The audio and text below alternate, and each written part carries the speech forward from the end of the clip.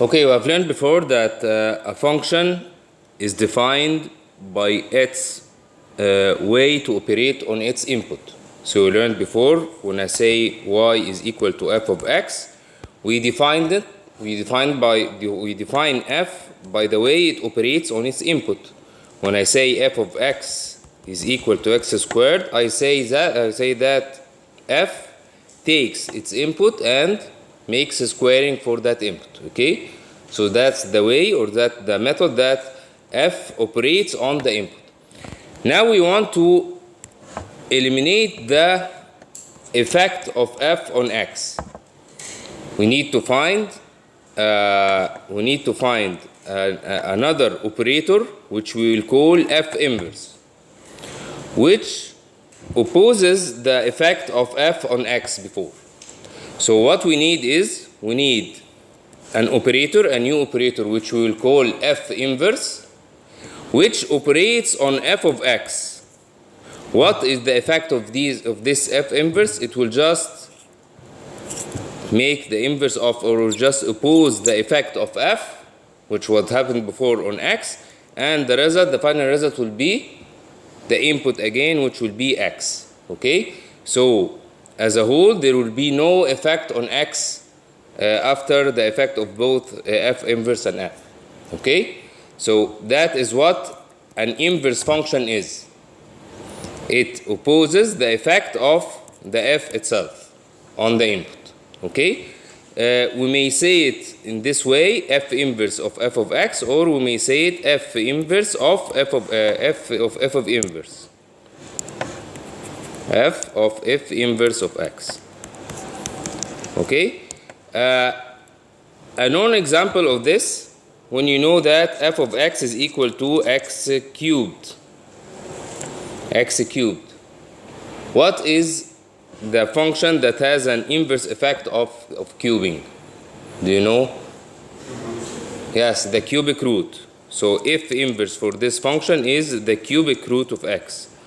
Why? Because if you operate a cubic root on x cubed, it will just, the two effects will cancel each other, and the final effect will be just x, the input of that function. And in the other way also, you'll find that cubic root of x, all cubed, will just be x again. The effect of this will cancel the effect of the other function. Okay, these two rules has some restrictions, which we'll say onward in our lecture. They are not general for all x. No, they will be applied for just some x, but take it now as it is. Let's have a close look on some function f of x is equal to x cubed. Now, for this f, if I make the input to be 1, the output will be 1. If the input is 2, the output will be 8, which is 2 cubed. If I put 3, the output will be 27. Okay? So we have here, if you look at the points of this function, it will be 1 and 1, 2 and 8, and 3 and 27. So what will be this is the effect of f. What is the effect of f inverse? F inverse, if it takes those as the input, the output of f inverse will just be those numbers. Okay? So when I say f inverse of 1 is just equal to 1. F inverse of 8 will just be 2. F inverse of 27 will just be 3, and so on. Okay? So if you notice, we'll find that for f inverse, we'll have the inverse of these points. We'll have 8 will be 2, 27, the output of 27 will be just 3, and so on. And if you look at the points, we'll find that the points are just 1 and 1, 8 and 2, and 27 and 3. So what is the relation between the points of f of x and the points of f inverse? They are just interchanged. X and y are interchanged. we look at these two, we will find that the x's and y's of these points are just interchanged for f and f inverse. And that is exactly the way that we will find an inverse function. We will interchange x and y. We will interchange x and y. So let's see, for example, if I had f of x is equal to x cubed plus 2. And I tell you find f inverse of x. I tell you find f inverse of x. Let's learn how to do this analytically. First, we need to write that function as y as a function of x. So we'll just replace that f of x with the symbol y. It will be y will be equal to x cubed plus 2. Okay?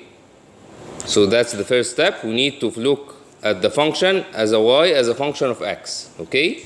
The next step is to interchange x and y. So let's interchange x and y. We will have x will be equal to y cubed plus 2. The next step is to solve for y. Solve for y. What is meant by solving for y? It means that you need to find y equal to something from this equation. Y power 1, y alone power 1 to be equal to something. We need to know what is that. That is exactly the solution for y. Okay? So how to solve for y in this equation? We need y in just to be alone in one side. How would we do that? First, we take 2 for the other side. We will have y cubed equal to x minus 2. Then, we'll take how to make this y. How to eliminate the effect of cubing. We take the cubic root both sides. Okay, we'll take cubic root both sides. So we'll do it, so that will be cubic root like this. That is exactly when I just find y as a function of x, that is exactly f inverse of the given function. Okay? So if you notice here that the inverse of this is not, for example, the cubic root of x plus 2 or cubic root of x minus 2. No. We have to make all this procedure.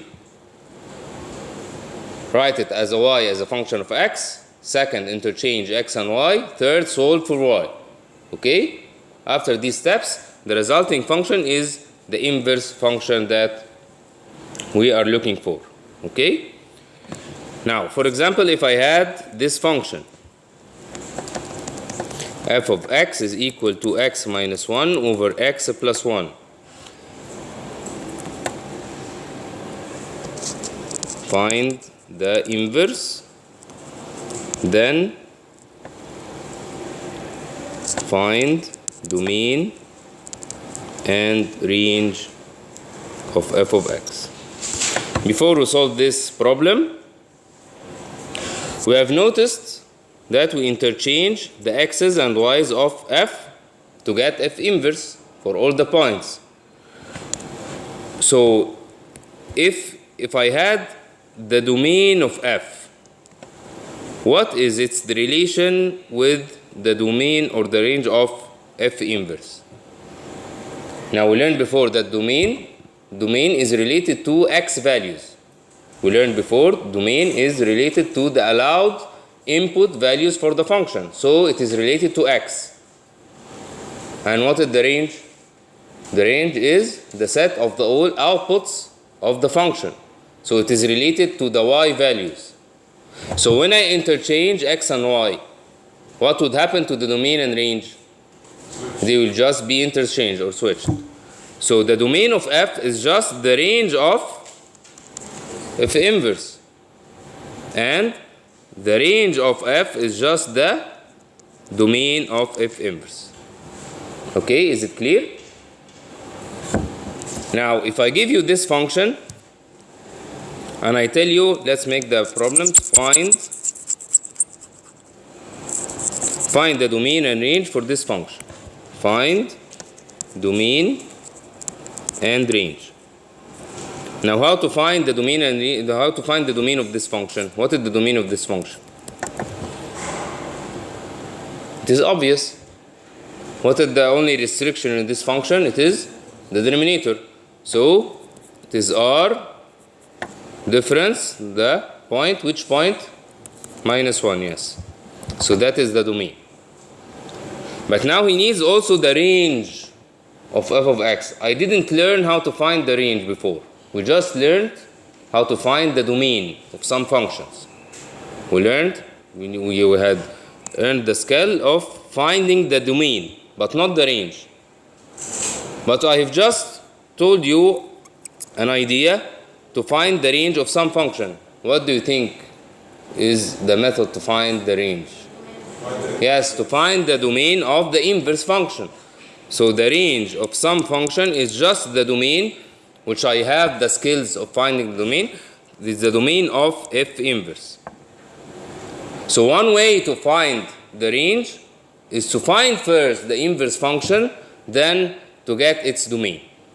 Okay?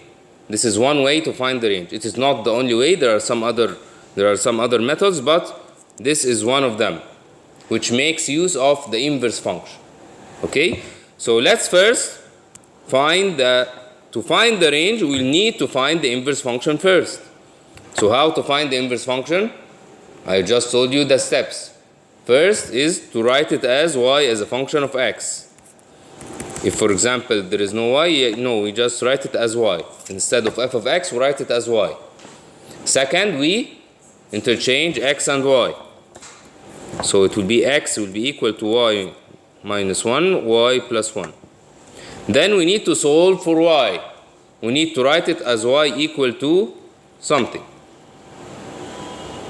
How would I do that for this equation?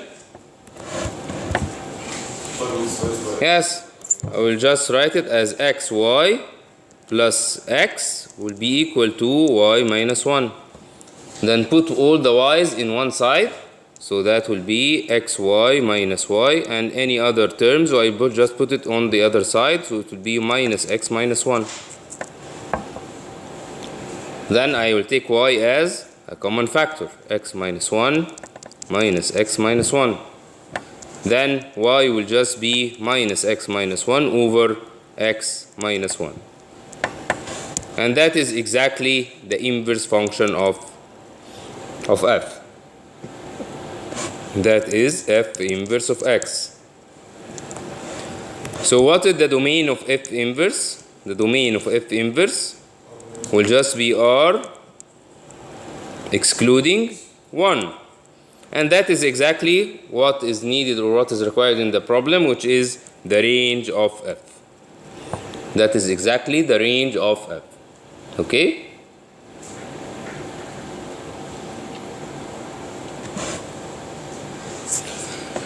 So we learned how to find the inverse function analytically. We need to know how to find the inverse function graphically. Sometimes what is available for me is just the graph of a given function. Just a graph of a given function. For example, this function. And I need to find, I just have the graph of it. I don't have an expression for the function. And I need to know what would be the graph of the inverse function. Now, if you just look at what the inverse operation does for the points. If I had a point which is 3 and 1, what would be the inverse for that point? 1 and 3. 1 and 3. And so on. If I had a point which is 2 and 3, for example, 2 and 3, the inverse point will just be 3 and 2. 3 and 2. No, that would be 2 and 3. 2 and 3. The inverse point will just be 3 and 2, which will just be here. So we'll just notice that these points are just reflections about some straight line, which is y equals x. Okay, it is not an accurate graph. So we'll find to make an interchange between the coordinates of some point, it just means graphically that you are making a reflection about the straight line y equals x. Okay, if you had, this is the straight line, for any point, if I had this point which was, for example, which was A and B, if you make a reflection about that straight line, the other point will just be B and A. Okay, so that gives me the method to graph the inverse function. Each of these points on the graph will be reflected about y equals x. And you can add this transformation to the set of transformations that we have studied before. We have learned before eight kinds of transformations. You know, the reflections, absolute reflections, the shifts, and the scales. All of these are transformations of functions. Add to them reflection about y, make a reflection about the straight line y equals x. What is the effect of that reflection? It gives the inverse function. Okay, it gives the inverse function. So I will just graph that straight line.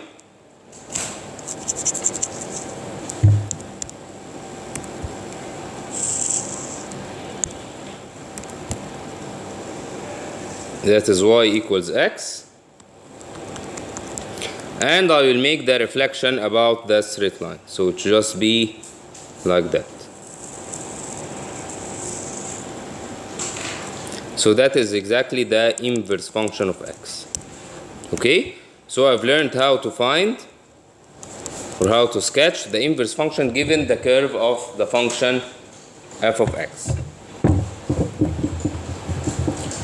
And by the way, that black function or f of x, it just looks like the cubing of x. X cubed was just like that. So how to graph the cubic root of x? Cubic root of x is just the inverse of this function. So this is just exactly looking like that. So that is the cubic root of x. We have learned how to graph cubic root of x. We learned before to graph the square root of x, which was like that. Now cubic root of x will be looking like that, and that is from this method for finding the inverse function.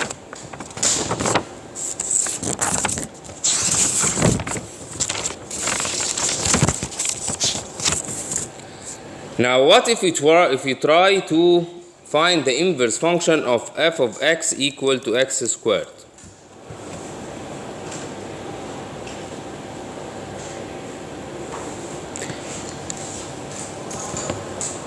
Let's try this analytically. We'll say that we have y equal to x squared. Then interchange x and y, so we'll have x will be equal to y squared. Then we need to solve for y. So y will be equal to root x. No, it will not be root x. It will be, what is the general solution for this equation?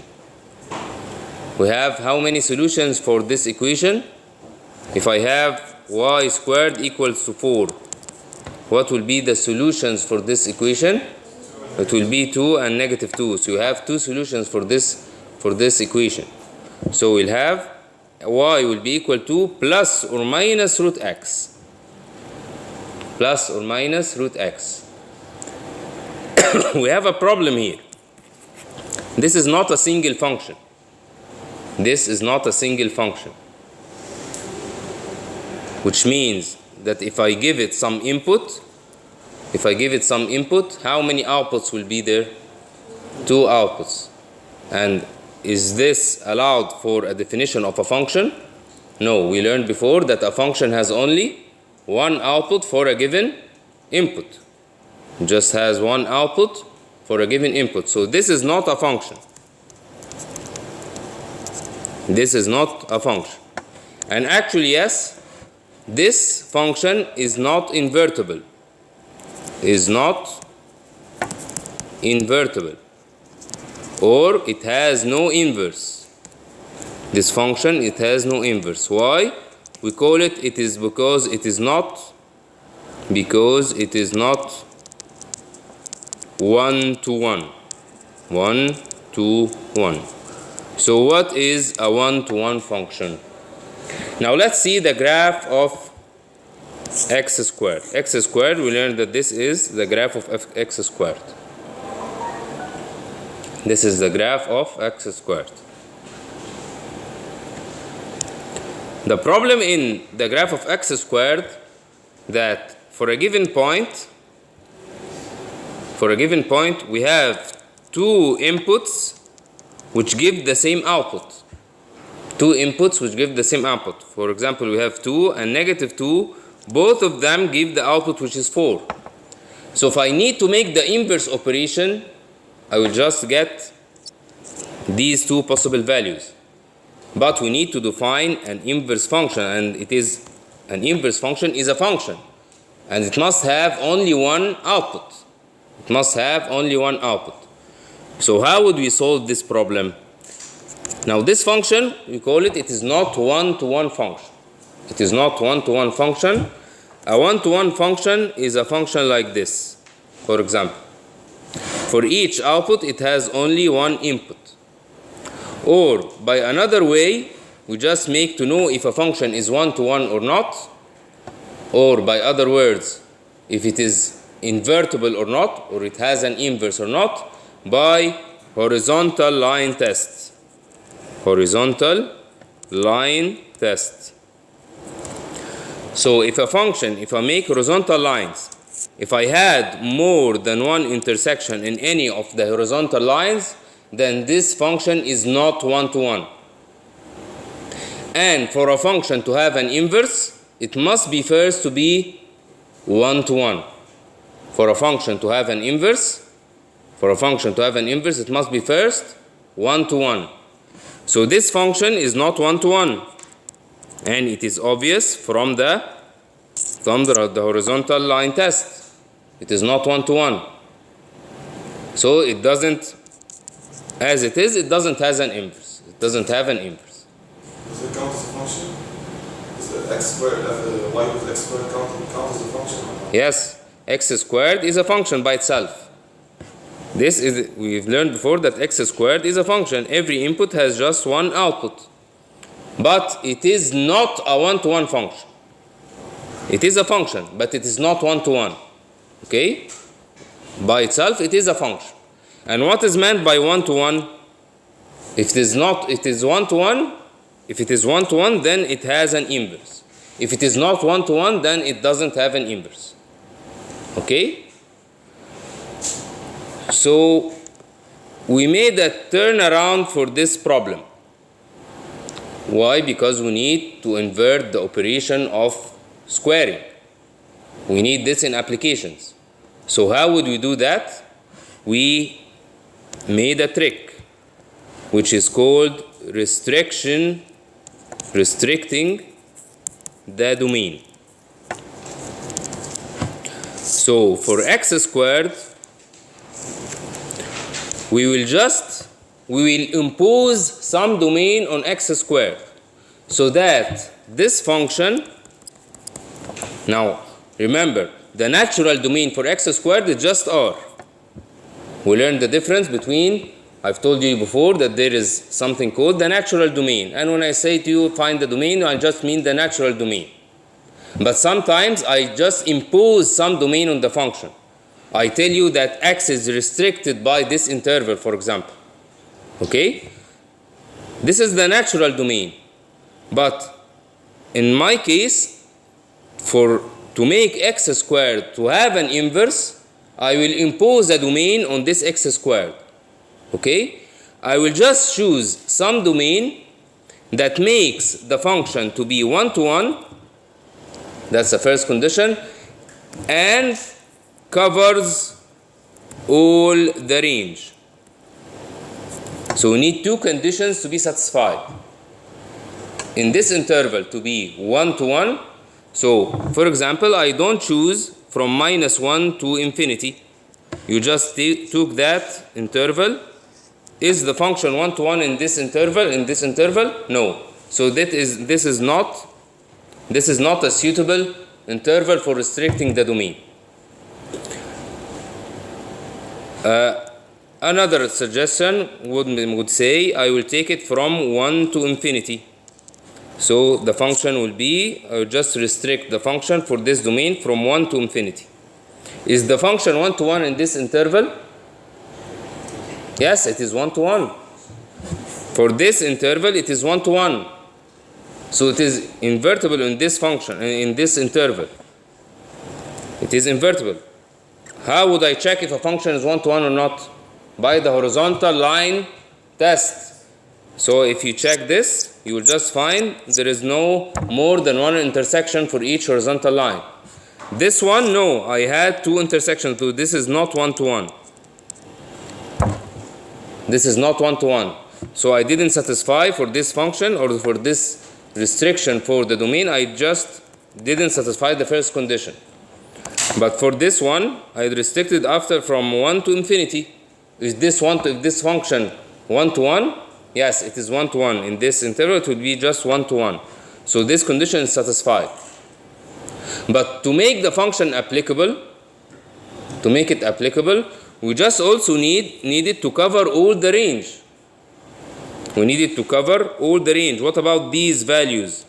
These values may have, in just this interval, I am just blocking out these values for a given function. No, I need these functions, so I need all the values of the range to be included in my restricted domain. Okay? So what is the suitable interval in this case, which satisfies the function to be 1 to 1 and also covers all the range? What is the range of x squared? That is the range of x squared, the part of the y-axis which is covered as outputs. I need a part of the function for which the function will be 1 to 1 and covers all the range. What do you think that interval would be? It will be from 0 to infinity. 0 to infinity. And that function, what is that function? How can I express this function analytically? I'll just say f of x will be equal to x squared and leave it as it is? No. I just put the condition or impose the domain it to be x greater than or equal to 0. So this is not the natural x squared. This is called the restricted x squared. Restricted x squared, which has a domain of x greater than or equal to 0. Now, you just need to know that this is not the only way to restrict the domain to satisfy those conditions. Maybe in some other planet they have chosen to this interval from minus infinity to 0. For that interval, is the function 1 to 1? Yes, it is 1 to 1. Is the function covering all the range? Yes, it is covering the whole range. So this one is an allowed restriction for the domain. Maybe but in our planet we have chosen, our planet Earth, we have just chosen it to be x greater than x squared. So it is just a choice that we have agreed for. The mathematicians community just agreed to make the restriction for x squared to find its inverse to be x greater than x squared, x greater than 0. Okay? So for x squared to have an inverse, we need to make it 1 to 1, which is done by restricting its domain to be x greater than or equal to 0, or from 0 to infinity. Okay? And f of x squared, x greater than or equal to 0. This is the restricted x squared.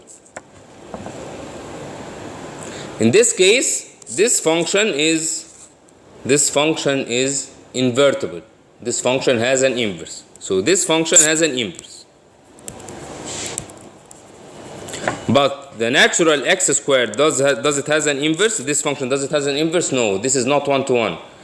But this one with the restricted domain has an inverse. Okay? Now what is the inverse of this function?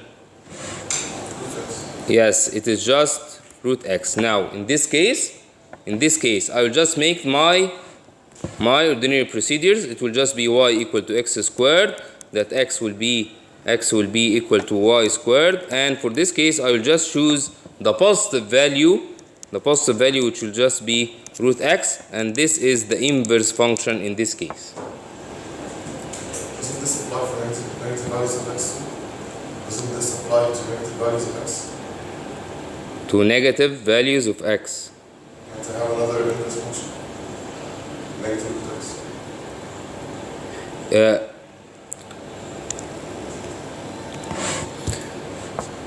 No, just for this function, this is the function that has an inverse, okay? This is the function that has an inverse. Now, how to graph the inverse of this function, which is the restricted x squared? The graph of this function will just be this one, which we know now that it is root x, okay? Which we know that it is equal to root x. Now for other values, for example, if I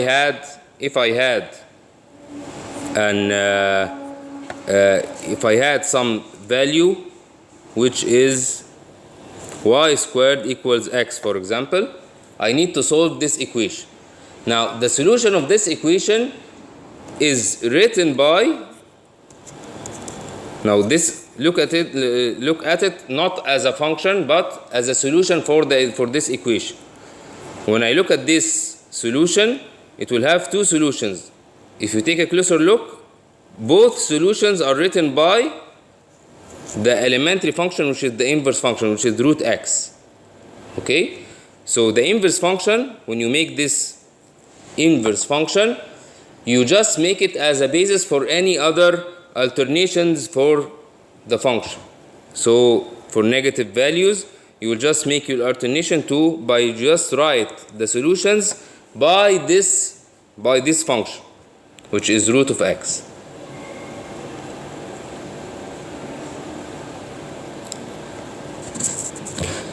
Now if I ask you this question, what is the inverse function of x cubed? The inverse function of x cubed was cubic root of x, yes.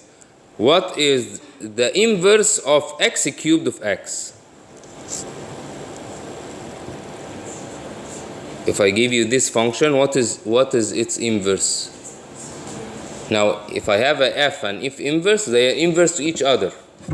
Why? Because f inverse, all inverse will just be f itself, okay? So what is the inverse of cubic root of x? It will just be x cubed. And you may do it analytically by the same way. If you say that y is cubic root of x, interchange, so that will be that way, and you will find that y equal to x cubed. Okay? Now if I tell you what is the inverse of x squared? Is it root x? What is the inverse of x squared? No, this has no inverse. This has no inverse. What if I tell you what is the inverse of root x? X squared, no. Is it the natural x squared? No. It will be the restricted x squared. So what is the inverse of this function? These are the two functions that are inverse to each other. Okay? Restricted x squared is the inverse of root x. Okay? So when I tell you what is the inverse of root x, it is the restricted x squared, not the natural x squared.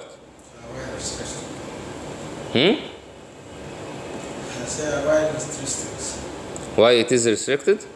So I write it. Yes, okay.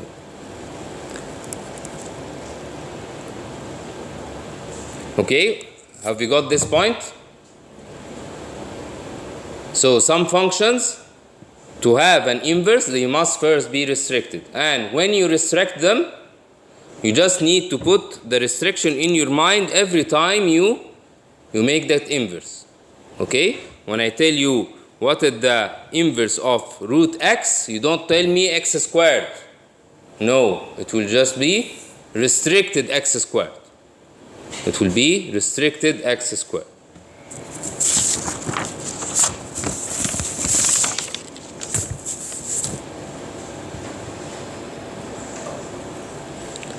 Now that's why when I tell you what is the, in some lower grades, maybe some of you had learned a mistaken piece of information when I say what is root 4. Is it 2 or plus or minus 2? It is just 2, yes. Why? Because square root has only positive values. It is a function that has only positive values. That was the graph. That was a graph of x squared, the restricted x squared, and that is the graph of root x. Okay? So the output of root x is just the positive values. Why it is just the positive values? Although that negative 2 squared gives me 4. Why it is just the positive value? Because they have chosen that the root x, or which is the inverse of the x squared, they have chosen the restricted domain of x squared to be for the positive values of x. Okay? That was the choice, to be for the positive values of x only. Maybe in some other planet that they have chosen the restricted domain to be from negative infinity to 0, they will have that root 4 will be negative 2 in this case.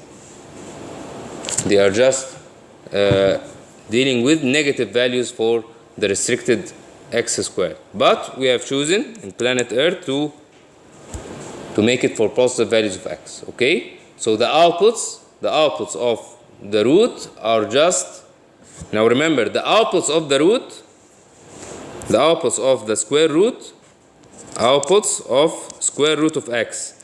These are just the inputs of its inverse.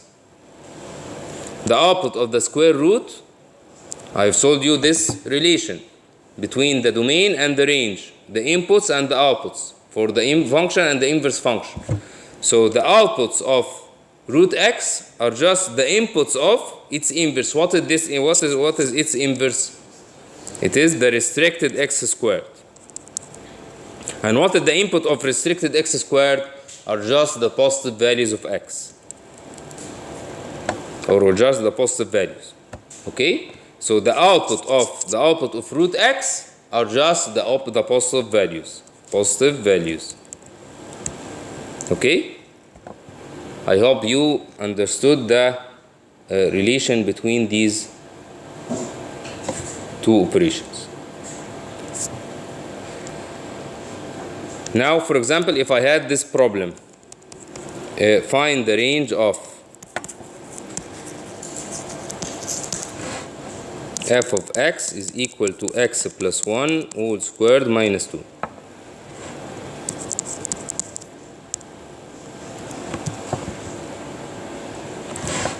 To find the range, we find the inverse, yes. So y will be equal to x plus 1 all squared minus 2. Then interchange, so x will be y plus 1 all squared minus 2. I just need to put y alone in one side, so it will be y plus 1 all squared equals x plus 1. Then I need to cancel the effect of squaring. I need to cancel the effect of squaring. So that will be x plus 1. In this case, which in general case it will just be plus or minus. Okay, the solution of this equation will just be plus or minus. But in our case, we have just learned to make a restriction. So for our restriction, we'll just choose the positive values. We'll just choose the positive values for restricted. For the restricted. So in this case, y will just be equal to x plus 1 minus 1. We have chosen the positive sign only to make the condition of restriction. And in this case, we'll find the domain of if inverse is just x greater than -1, -1 to 0 to infinity, which is just the range of f. Which is just the range of f.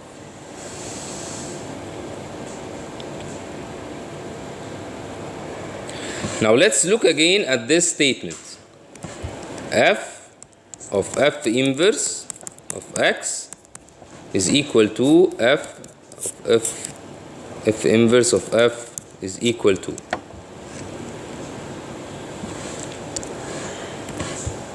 Now, if I had f to be x squared,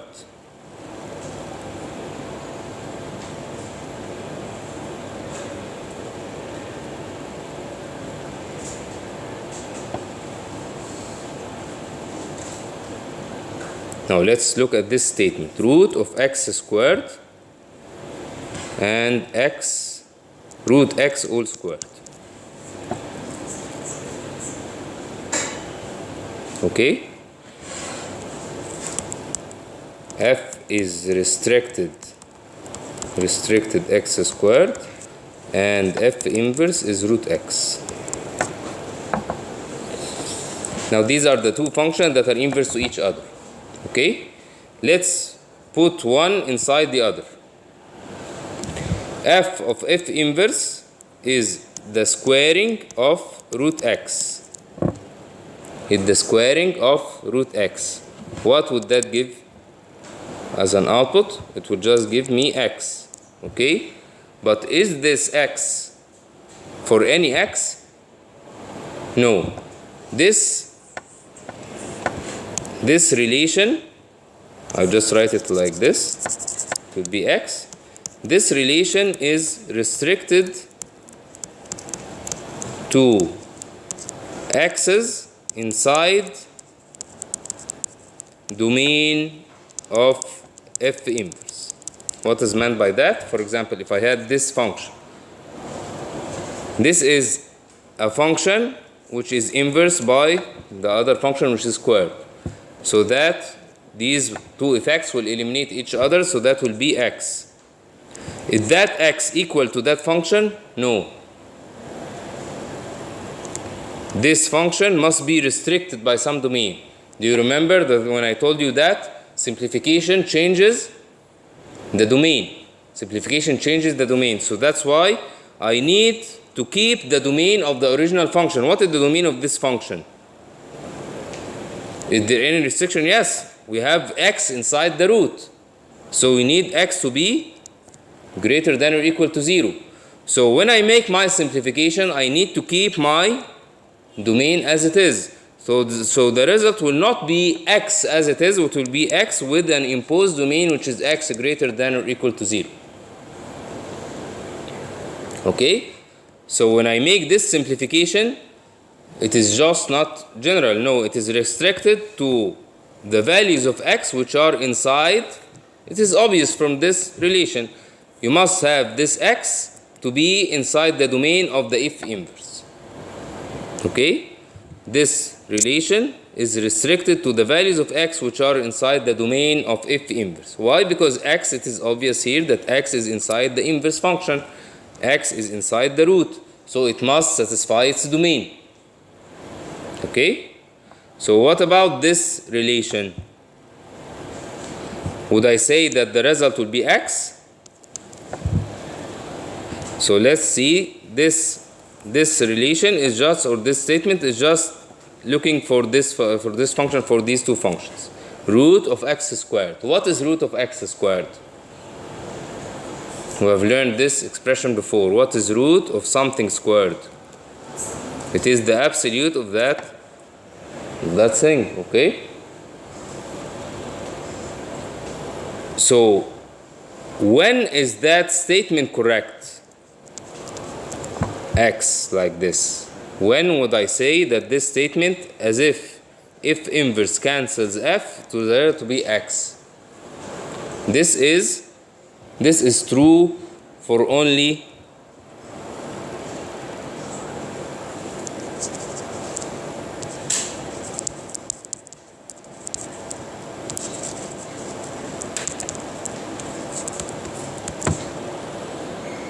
this is true to be x only for the restricted domain of x, for the restricted domain of f.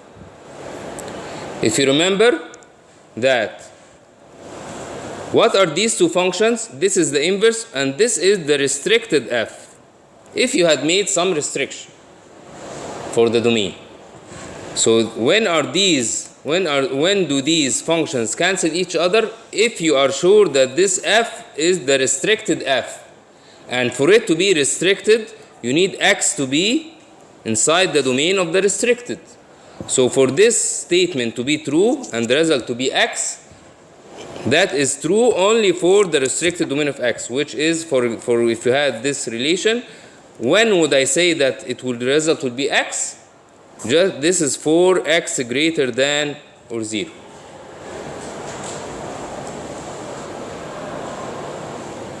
Okay? But what about the values of x that are outside the restricted domain?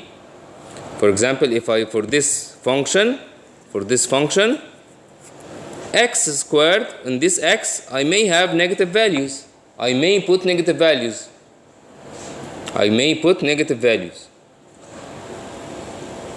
In this case, we just study it as alone. For this case, if I had a negative value for x, we will find that the result in this case will be negative x, so such that the output will be positive. If I had a negative value of x, for example, if x is equal to negative 3, okay, root of negative 3 squared. What is the result in relation to negative 3? This is just root 9, and which will be positive 3, not negative 3. So what is the relation of the output of this function to the input, which is negative 3? In this case, it will be negative of x, negative of that given value of x. So in that case, for negative value of x, which was the result was negative x. And that is exactly the definition of the absolute of x. Okay? So when would I say this relation, the output to be x, this is correct to be x only for restricted domain of f, when this f is just restricted. But when you have a general f, just as this kind of function, x squared, I didn't say that this x squared is restricted. In this case, when you allow x to be outside the restricted domain, in this case you need to study the values outside the restricted domain and to relate them to the values of x. And we will just see some other examples in inverse trigonometric functions and so on. Okay?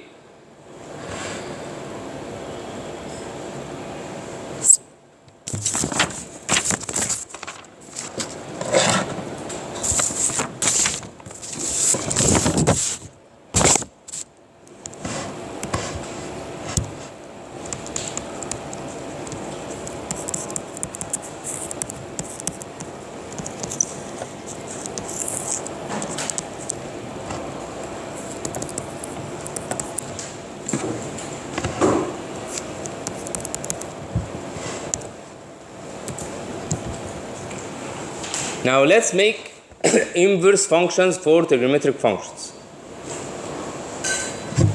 We have sine x. We learned how to graph sine x, which is like this. Okay, sine x, pi over 2, pi, 3 pi over 2, 2 pi, and so on. What do you think about this function? Is it invertible? Does it has an inverse as it is? No. Why? It is not one-to-one. This function is not one-to-one. So it doesn't have an inverse. It doesn't have an inverse.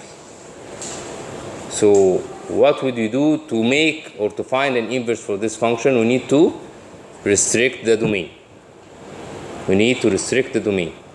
So we'll just look or choose some domain for this function so that the function is one-to-one in this domain and it covers the whole range.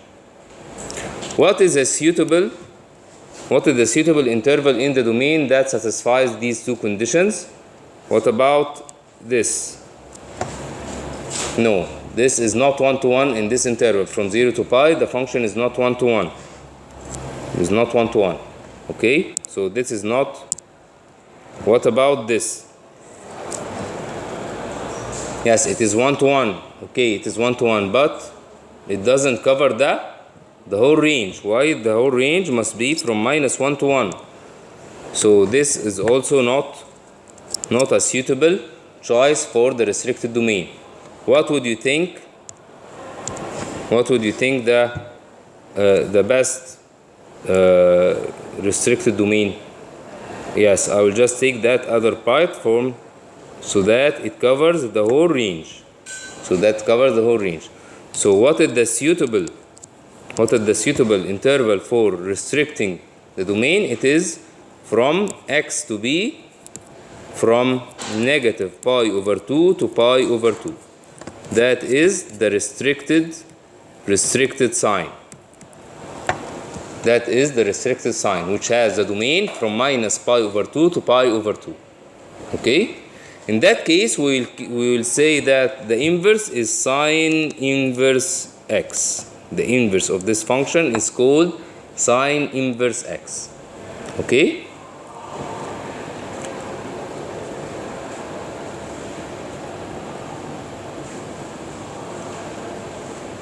So when I tell you, we know that what is sine pi/4, for example. What is sine pi/4? What is sine pi/4? It is 1/√2. Okay? So when I ask you what is the sine inverse of 1/√2, it will be pi/4. Okay? Now, you just need to remember that the inputs of the function are just the outputs of the inverse function. Okay? So what are the outputs? What would the outputs of sine inverse must satisfy? They must be angles just from, this is pi/4. They must be angles from -pi/2. The range of this function or the outputs of this function must be from -pi/2 to pi/2. Okay?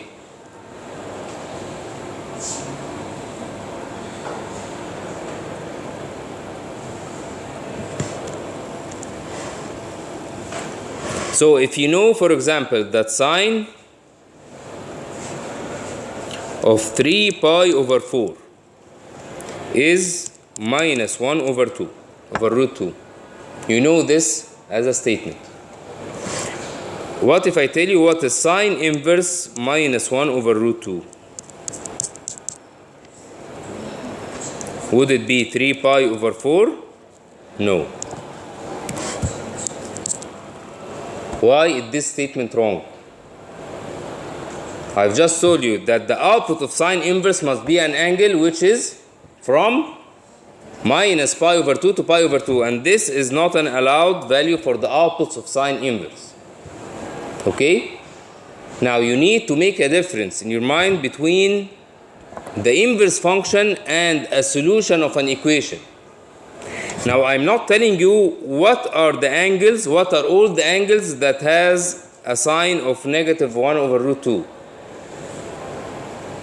There are infinitely many angles that satisfy this condition, that has a sine of -1/2. But we are just taking one of them. Which one of them we are taking? The angle which is between minus pi over 2 and pi over 2. Okay? So what is the sine inverse? A sine inverse is an angle which satisfies that its sine is the given value, and the angle is from minus pi over 2 to pi over 2. So we have two conditions to satisfy the logic relation, that it is the angle which has a sine of the given value, and the other condition, it is an angle from minus pi over 2 to pi over 2. So if you look at this graph, where is 1 over pi over 2? This is 1 over root 2. Okay? So in this case, you will just have many angles that satisfy this condition. You have this angle, you have this angle, this angle. All these angles has a sine of 1 over root 2. But which of them is the sine inverse? It is the one inside the restricted domain of sine, which is from minus pi over 2 to pi over 2. Okay?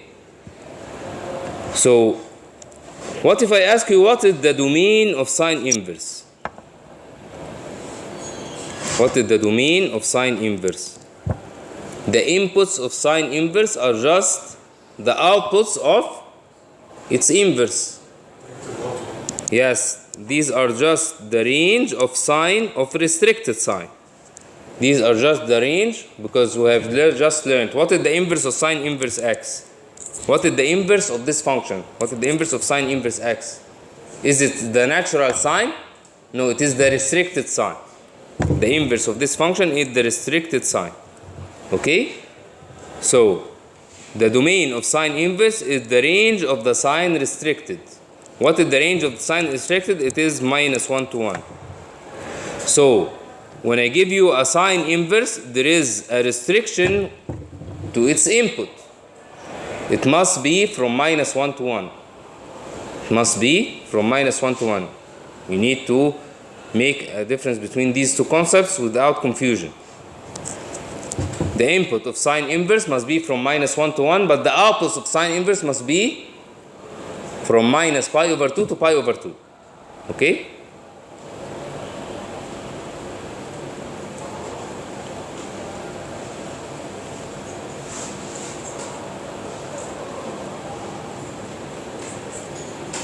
What about the graph of sine inverse? We have just graphed the restricted sign. That is the restricted sign. That is the restricted sign from minus pi over 2 to pi over 2.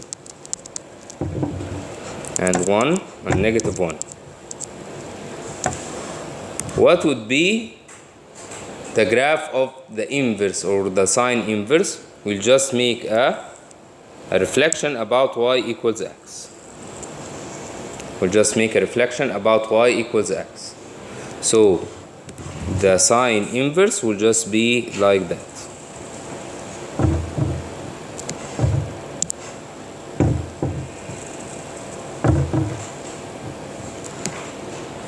If I graph it alone, it will just be like that. And this is from, now these 2 points will just be interchanged. We have learned before that making an inverse interchanges between x and y. So the values that you will know for the function in the x-axis will just be, for the inverse function, will be in the y-axis, and vice versa. So in this case, that will be from negative 1 to 1 for the inverse function. And this will be from negative pi over 2 to pi over 2. That is sine inverse x. That is the graph of sine inverse x. Okay? And we have just learned that the domain of sine inverse x is from minus 1 to 1. And the range or the outputs of sine inverse x is from minus pi over 2 to pi over 2.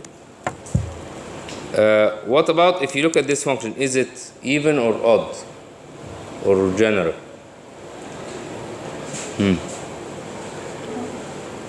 It is odd. It is odd.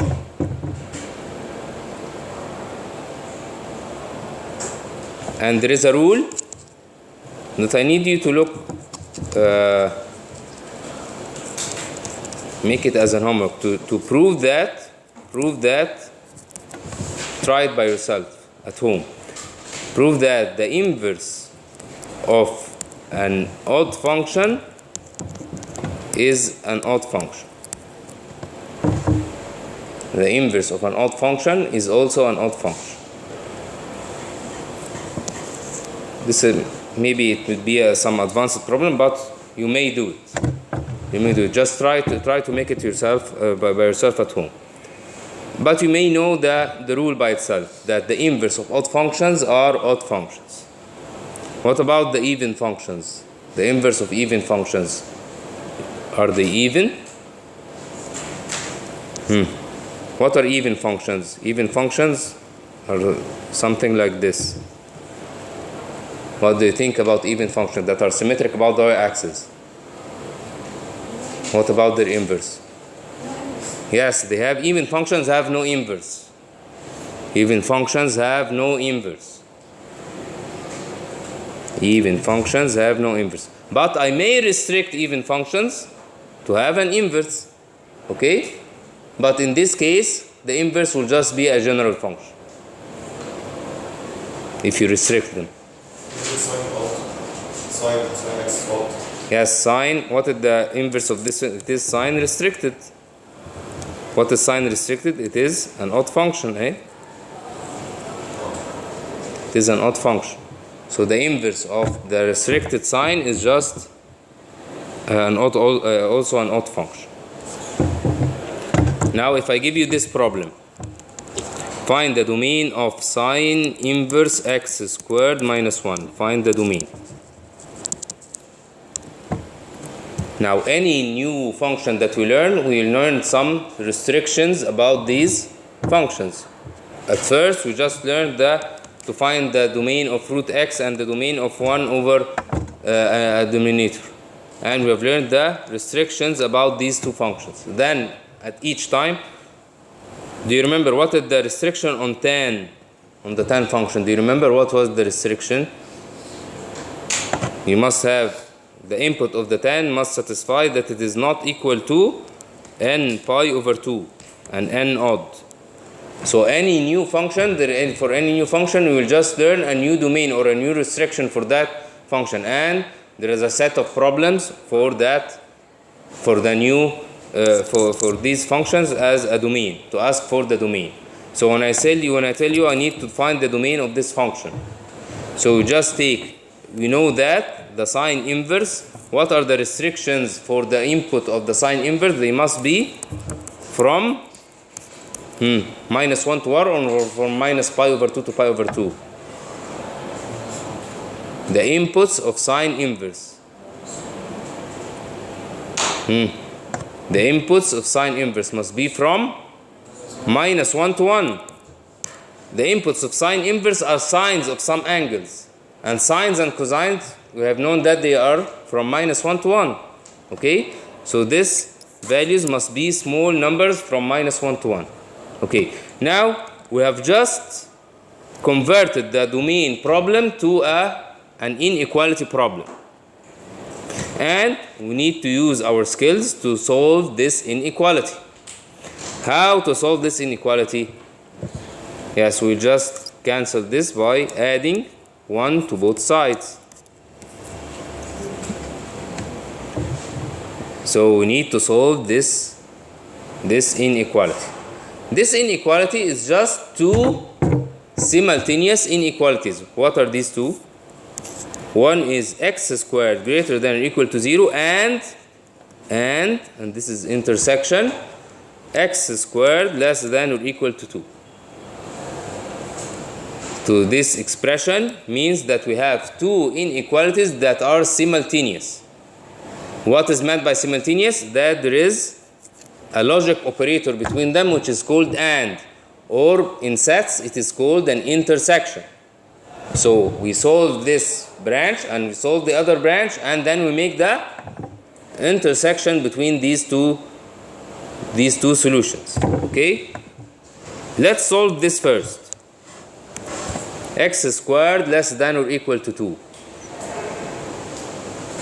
to solve inequalities with degrees other than the linear degree or the first degree, we learned one method, or the standard method, which was to make it a zero inequality, then pools and zeros, put them in the number line, make the shading, and then check the signs. That was the standard method for any function which has or for any polynomial or rational function with a degree not 1.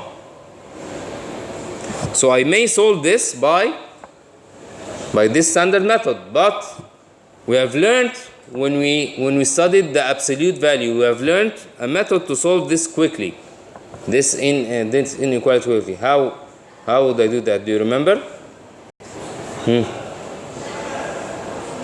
I would just take the square root both sides. I will just take the square root both sides. So for that right side, that would be, what is root x squared? Is it x? Is it x? No, it is absolute of x. It is absolute of x. Okay? So we have learned a method for these. What are these expressions which are on the form, in this form? A bracket squared less than or greater than some positive number. Okay? This is positive number. So these are solved by this quick way. So this will be just less than root 2. And we have learned that the solution of this will be just from negative root 2 to root 2. Okay? So this is the solution of one of them. What about that other branch? X squared greater than or equal to 0.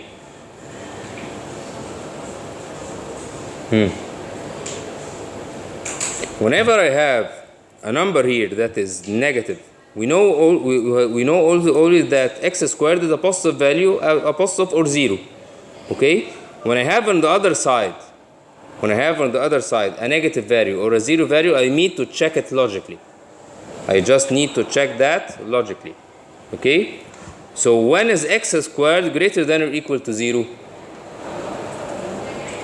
For any value. Okay? So that will be just r. What if I told you what is the solution of x squared greater than 0? What is the solution of this inequality? And x squared is positive by itself. Positive or 0? But do I include the 0 value in this case? No. So I'll just say that it is r excluding the 0. Because I don't have an equal sign in this case. What if I told you I need to solve x squared less than or equal to 0?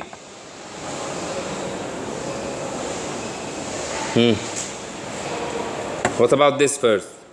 X squared less than 0. That will be phi. Why? X squared is always positive or 0. So that logically will never happen. X squared less than or equal to 0. What is the solution of this inequality? It will be the 0 value only. That will be the 0 value only. Okay?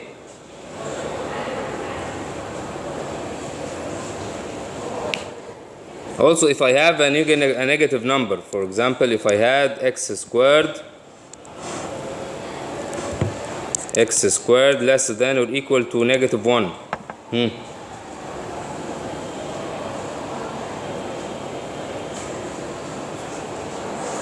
That would be, would I take a square root in this case? No, I just told you to take a square root, we need both sides to be positive. So that side would be must be positive. I can take a square root of negative 1. So what about this inequality? This is phi. When would it happen that x squared, which is a positive value or 0 value, would be less than a negative 1? It will never happen. It would never happen. What if I told you root x greater than or greater than or equal to -1. What is the solution of this inequality?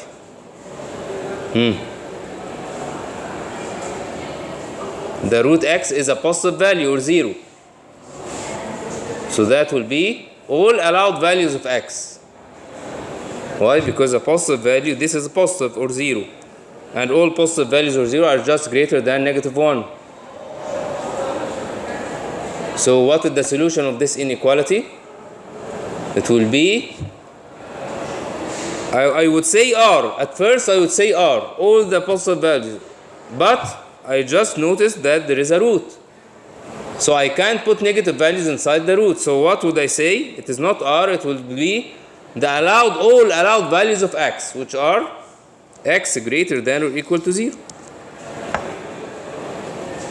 Okay, so you need to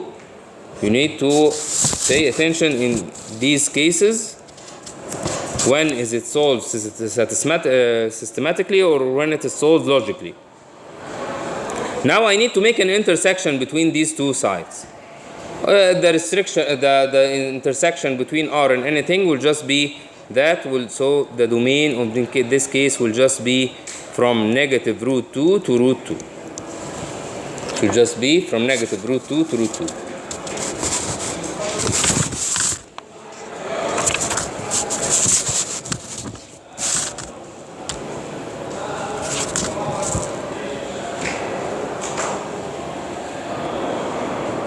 So let's check some other. If I say y is equal to 3 sine inverse x squared minus 3, I need to find the domain. I will just solve it more quickly this time. So I'll just have x squared minus 3 from -1 to 1. X squared is from 2 to 4.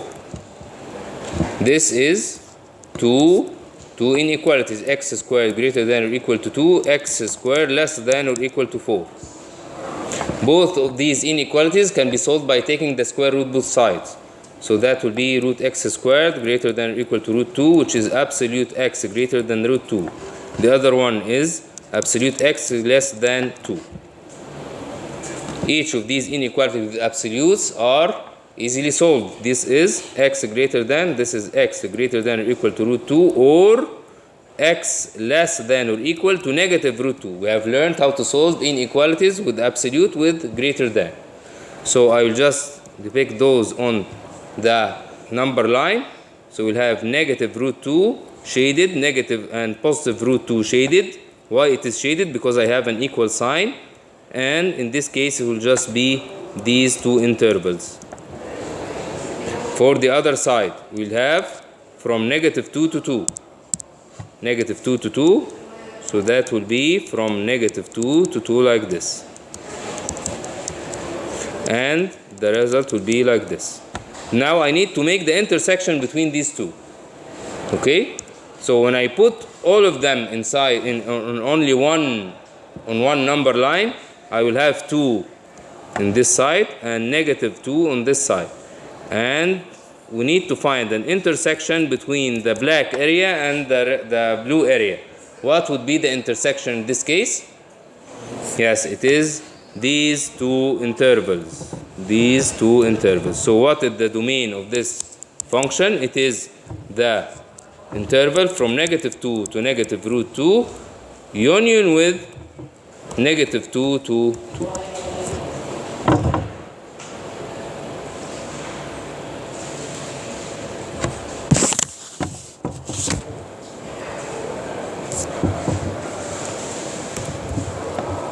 If I need to find the domain of sine inverse x squared plus half, again x squared plus half from -1 to 1, which is x squared from -3/2 to half. What about this case? This is x squared greater than or -3/2, and this is x squared less than half. I just know this to be absolute x from 1/2. Okay, so this one is solved. X from -√2 to 1/√2. Okay. But what about this? What is the solution of this inequality? x squared greater than or equal to negative 3 over 2. This is a positive value. When would it be greater than negative 3 over 2? For all possible values of x, which is r. R intersected with this interval will just give me this interval, which is from negative 1 over root 2 to root 2.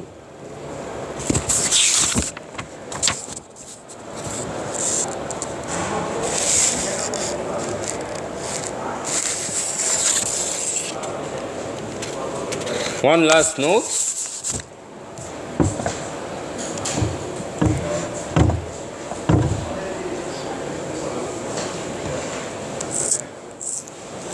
What is sine inverse of negative alpha?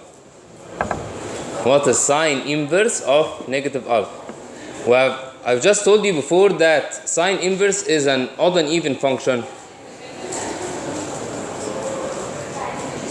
The sleeping students, wake up. We have told you that the sine inverse is an odd function. So what would it do to an input like this? What would it do for the minus? It should just take it out because it is an odd function. Any odd function satisfy this f of minus something will just be the minus taken out. Okay, so I just expect this to be minus sine inverse of alpha. Okay, but I just need to see this on the unit circle.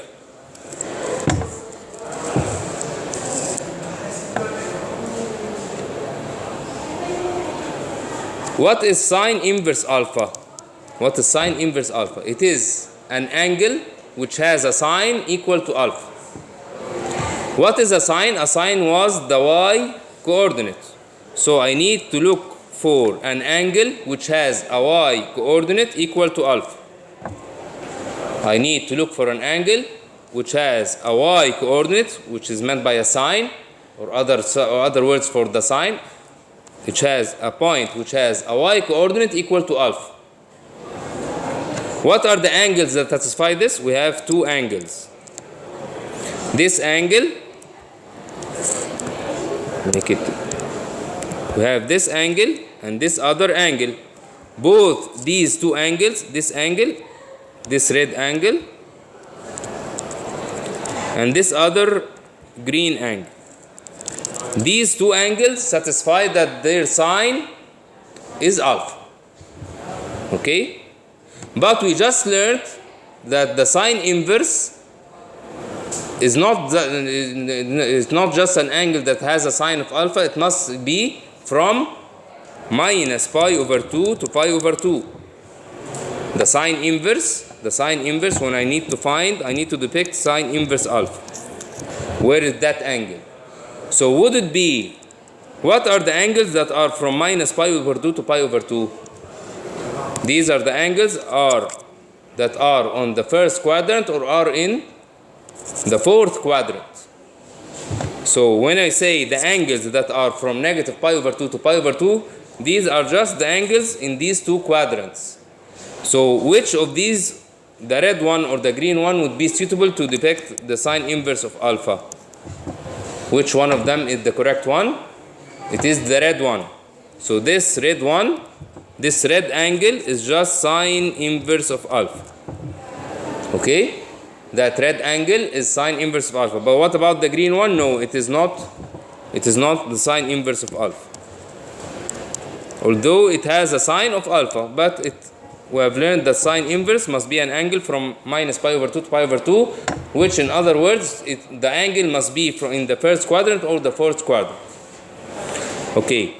What if I need to depict this angle, sine inverse of minus alpha?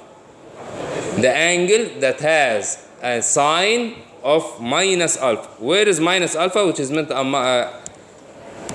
it has a y coordinate of minus alpha. That is minus alpha. What are the angles that has a sine or the y coordinate equal to minus alpha? We have two angles also. But which of them would be suitable for a sine inverse that are in the first or the fourth quadrant? Which of them? That is the angle. So that angle, that is just, that purple angle is just the sine inverse of minus alpha. Now, I just need you to look at the relation between sine inverse alpha and sine, the two angles. You will just find that one angle, they are just two equal angles, but one in the positive side and the other in the one in the positive direction and the other in the negative direction. So that's why sine inverse minus alpha is just minus sine inverse of alpha. This is another way to just to represent it graphically, to represent that statement graphically. Instead of knowing first that it is an odd function, then you take just the minus outside the sine inverse. No, you just look at it graphically. We have just seen this angle and that other angle, and it's obvious that one is the negative of the other. Okay? So that's enough.